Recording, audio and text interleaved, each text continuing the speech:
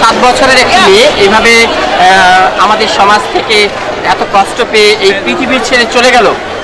আপনি তো এই একজন জনপ্রতিনিধি, সেই হিসেবে জানতে চাই এই অপরাধীর কী ধরনের, মানে জানি মৃত্যুদণ্ড হবে, কিন্তু তারপরও এই আপিল সুযোগ পেলে বা বিভিন্ন সুযোগ পেয়েই কিন্তু তারা বেঁচে যায়।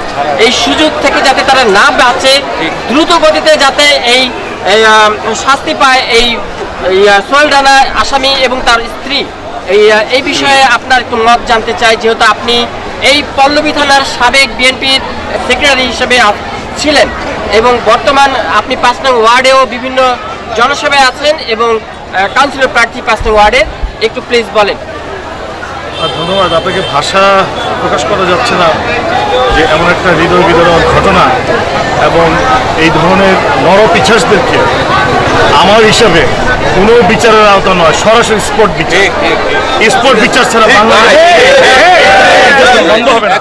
তাই আমি ব্যক্তিগতভাবে আমার দলের পক্ষে, 5 নম্বরের পক্ষে, পল্লবী থানার পক্ষে, আমার মন্ত্রী মহোদয়ের পক্ষে, তারেক সাহেবের পক্ষে ঘৃণা জানাচ্ছি, প্রতিবাদ জানাচ্ছি এবং এটা বিচার চাই।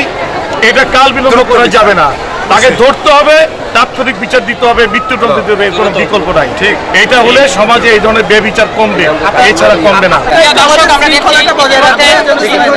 ইতিমধ্যে আমরা দেখছি যে ঢাকা মহানগর উত্তর সিটি প্রশাসক শফিকুল ইসলাম খান মিল্টন সাহেব আসছেন ইতিমধ্যে লাইসার বাসের সামনে।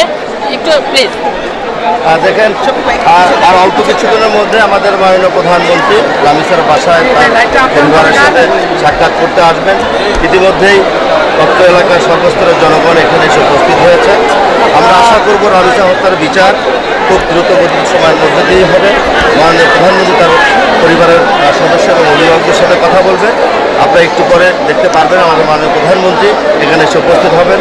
উনি জরুরি ক্যাবিনেট মিটিং একটু আগে শেষ করেছেন, আমরা শুনতে পেয়েছি উনি রাস্তায় আছেন। সম্ভবত 10 থেকে 15 মিনিটের মধ্যেই আমাদের এখানে তিনি উপস্থিত হবেন।